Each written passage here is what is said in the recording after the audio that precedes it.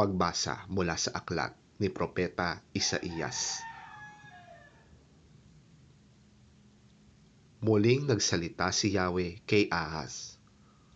Humingi ka ng palatandaan kay Yahweh na iyong Diyos, maging ito ay buhat sa malalim na libingan o sa kaitaasan ng langit. Ngunit sinabi ni Ahaz, hindi po ako hihingi. Hindi ko po susubukin si Yahweh. At sinabi ni Isaías, makinig kayo, sambahayan ni David. Hindi pa ba sapat na subukin ninyo ang pagtitiis ng mga tao at pati ang pagtitiis ng aking Diyos ay inyong sinusubok? Dahil dito, si Yahweh mismo ang magbibigay sa inyo ng palatandaan.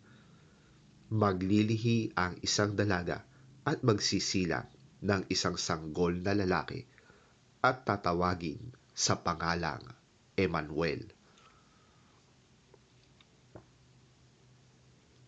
Sapagkat ang Diyos ay kasama namin.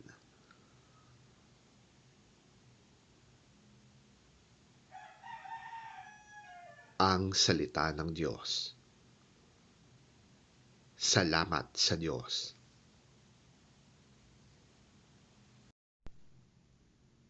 Pagbasa mula sa sulat sa mga Hebreo. Sapagkat ang dugo ng mga toro at mga kambing ay hindi makakapawi ng mga kasalanan. Dahil diyan, nang si Kristo'y naparito sa daigdig, sinabi niya sa Diyos, ang mga pang-alay, pati mga handog, at ang mga hayop na handang sunugin, hindi mo na ibig sa dambana dalhin. Hindi mo kinalugdan ang mga handog na sinusunog at ang mga handog upang pawiin ang kasalanan. Kaya't inihanda mo ang aking katawan upang maging handog. Kaya't sinabi ko, ako'y narito, O Diyos, upang sundin ang iyong kalooban, ayon sa sinasabi ng kasulatan tungkol sa akin. Sinabi muna niya, hindi mo ninais o kinalugdan ang mga alay at handog na hayop, mga handog na susunugin, at mga handog dahil sa kasalanan. Kahit ito'y inihahandog ayon sa kautusan. Sa kanya idinugtong, ako'y narito upang sundin ang iyong kalooban. Sa ganitong paraan, inalis nga ng Diyos ang unang handog at pinalitan ng handog ni Kristo. At dahil sinunod niya ang kalooban ng Diyos, tayo ay ginawang banal ni Hesukristo sa pamamagitan ng minsanan at sapat na paghahandog ng kanyang sarili.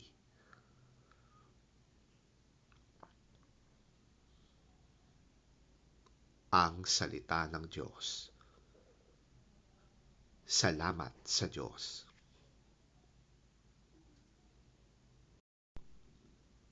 Ang mabuting balita ng Panginoon ayon kay San Lucas. Papuri sa iyo, Panginoon. Nang ika-6 na buwan ng pagdadalang tao ni Elizabeth, ang anghel na si Gabriel ay isinugo ng Diyos sa Nazaret na isang lungsod sa Galilea upang kausapin ang isang dalaga na ang pangalay Maria. Siya ay nakatakda ng ikasal kay Jose, isang lalaking buhat sa angkan ni Haring David. Lumapit ang anghel sa dalaga at binati ito. Magalak ka, ikaw ay lubos na kinalulugdan ng Diyos. Sumasa iyo ang Panginoon. Naguluhan si Maria at inisip niyang mabuti kung ano ang kahulugan ng ganoong pangungusap. Sinabi sa kanya ng anghel, huwag kang matakot, Maria, sapagkat naging kalugod-lugod ka sa Diyos. Makinig ka, ikaw ay maglilihi at manganganak ng isang sanggol na lalaki at siya'y papangalanan mong Jesus. Siya'y magiging dakila at tatawaging anak ng kataas-taasang Diyos. Ibibigay sa kanya ng Panginoong Diyos ang trono ng kanyang amang si David upang maghari sa angkan ni Jacob magpakailanman. Ang kanyang paghahari ay pangwalang hanggan.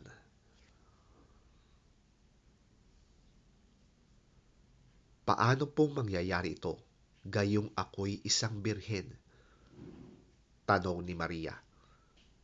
Sumagot ang anghel, Sasa iyo ang Espiritu Santo at mapapasailalim ka sa kapangyarihan ng kataas-taasang Diyos. Dahil dito, ang isisilang mo'y banal at tatawaging anak ng Diyos. Hindi ba't alam ng lahat na ang kamag-anak mong si Elizabeth ay baog? Gayunmay, naglihi siya at ngayoy, ika-6 na buwan na ng kanyang pagdadalang tao kahit na siya'y matanda na. Sapagkat walang anumang bagay na hindi kayang gawin ng Diyos.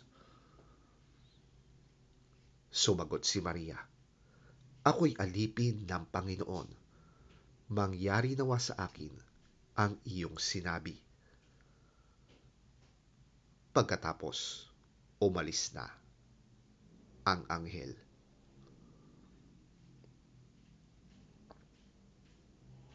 Ang mabuting balita ng ating Panginoon. Pinupuri ka namin, Panginoong Hesukristo.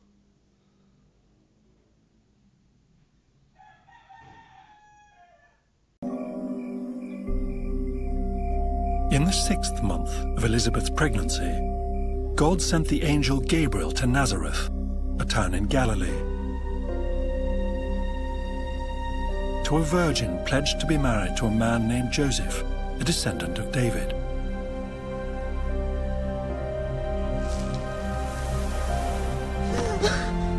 The virgin's name was Mary.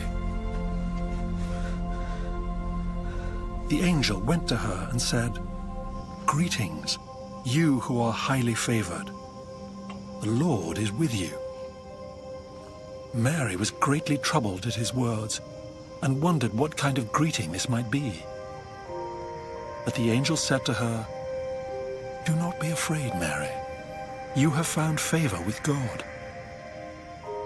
You will conceive and give birth to a son, and you are to call him Jesus. He will be great and will be called the Son of the Most High. The Lord God will give him the throne of his father David, and he will reign over Jacob's descendants forever. His kingdom will never end. How will this be? Mary asked the angel, since I am a virgin. The angel answered, The Holy Spirit will come on you, and the power of the Most High will overshadow you. So the Holy One to be born will be called the Son of God. Even Elizabeth, your relative, is going to have a child in her old age. And she who was said to be unable to conceive is in her 6th month. For no word from God will ever fail. I am the Lord's servant, Mary answered. May your word to me be fulfilled. Then the angel left her.